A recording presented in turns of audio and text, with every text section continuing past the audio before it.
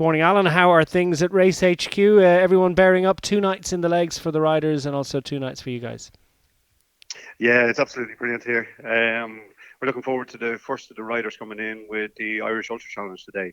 So we're expecting them in roughly 1:30, I think, this afternoon Yeah, here at Trim GAA. So if anybody's in the location as well, certainly drop down and see the first of the riders coming in. terrific scrap It there as looks, well. Chris Beattie is yeah, leading Sean Hearn and Noel Cusick, but it's extremely tight. it is really tight. And not only is it really tight, but all three of those guys are actually inside the current record for the Irish Ultra Challenge as well. And if they're coming over from Galway now, they probably have a little bit of a tailwind, so that may help as well. So it'll be interesting to see what happens in that. Looking at the race around Ireland, and Pierre Bischoff continues to lead. Philip Colbert leaked a bit of time last night, about 38 kilometres between them at the moment. Yeah, it's not a lot of time really, and an event like this with the distance that they have, it's really not much for them to make up. As you say, you can actually lose a lot of time just on a bit of sleep. You can sleep for an hour, and that's could be 25 to 30k gone straight away. So yeah, that's what I would consider a close race. And if you consider that both guys have done just under 1,000 kilometers in the last 48 hours, that's huge, So, huge kilometers. yeah, So it's massive. yeah, They're not quite halfway. I mean, that gives you a sense of the scale of the no. event, isn't it? I mean, they're flat out taking very little rest. Both of the riders now on the Wild Atlantic Way, and we know how unforgiving that can be in terms of crosswinds and the terrain as well. It's up and down and pretty grippy road. So it's a tough time for Pierre Bishop and Philip Colbert. But for both those riders, and indeed all of the solo riders, they still have the prospect of the mountains in Kerry and then the mountains in Wicklow to come. It's a long way to go. That's it. And some of the solo riders are now coming into Uachtarard. And in Uachtarard, we're very lucky. We've got the Connemara Lake Hotel down there, and they give showers. And it doesn't sound like a huge amount to anybody who goes, "Oh, that's just a shower." But when you're in an event like this, where you're living out of an RV, the chances of getting a shower in a couple of days is actually brilliant. So yeah, it makes it a big thing for them. And then you've got the likes of Valerio, Nicholas, Tucker, John, and of course Aoife is still in there battling away and looking quite strong. Yeah, the solos are all covered by quite a distance at the moment. Bischoff is Yes. sort of halfway between Lisdoonvarna and Ennis on the Wild Atlantic Way. Aoife Henry has a little bit of a distance to go for her. She's currently the last of the solo riders, although she has been vying with some of the others. She's still to reach Castlebar in County Mayo and plugging on and riding well at the moment. So that's But I the think to yeah. understand, Declan, she's actually inside the pace as well that we set out.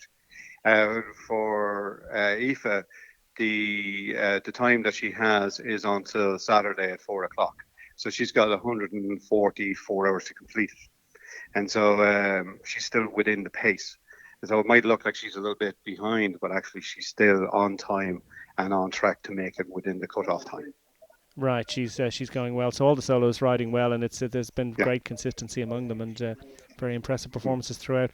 The two rider squads, well, White River Wheelers continue to lead, and they've got a handy advantage now over the Wombats, running in second position. It's what is it, over 100 kilometres between them at this point. Yeah, and then if you look at the distance between the Wombats and Tyrconnell Wheelers, there's not a huge distance between those. They're fighting for second and third place at the moment. And I think the difference can be the Wombats are very strong at the moment and riding extremely well. Tyrconnell Wheelers actually have experience in this event. And so, that may play into an advantage for them as they go further down south. Yeah, Beach Boys going well as well. They're not too far behind, so quite the scrap for second No. place in the two-rider category. Amongst the fours, that's been hectic as well, hasn't it? Velo Club Balrotherry really flying, and Team Recycled are keeping them honest. Yeah, Balrotherry came through Tralee this morning. Of course, the Rose of Tralee is on. The festival is on down there. So, what you have to remember with this type of race as well, you may have a rider that will go through a town like Tralee, and it's 5 o'clock in the morning. It's all nice and quiet, and then you have another rider that may come through 12 hours later, 5 o'clock in the evening, when the place is absolutely jammed with cars and jammed with people, and it slows the rider down. And it's just one of the things that riders have to deal with out on the road. So it's not just the conditions, but even the towns and the traffic jams that you might face depending on the time that you hit the town. So yeah, it's certainly a great race in there.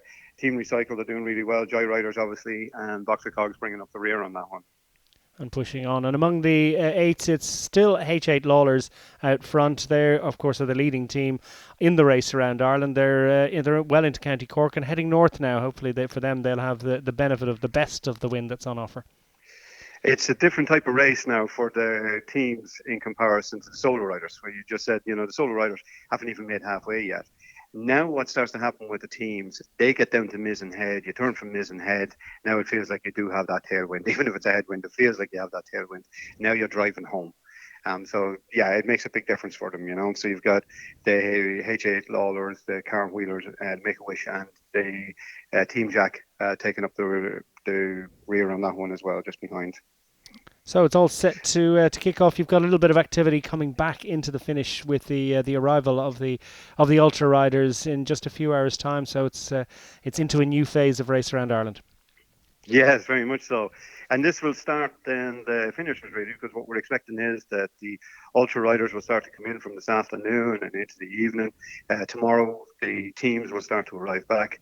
And then on Thursday evening into Friday, all the solo riders will start to arrive back as well. So it's going to be hectic here for the next few days in Trim GEA. So if anybody wants to come down and see the finishers, all you have to do is go on racearoundireland.com, check the tracker, keep an eye on everybody, and then come out to support them all the way around. Okay, we look forward to it, and best of luck, and best to everyone at Race HQ. Thanks, Declan.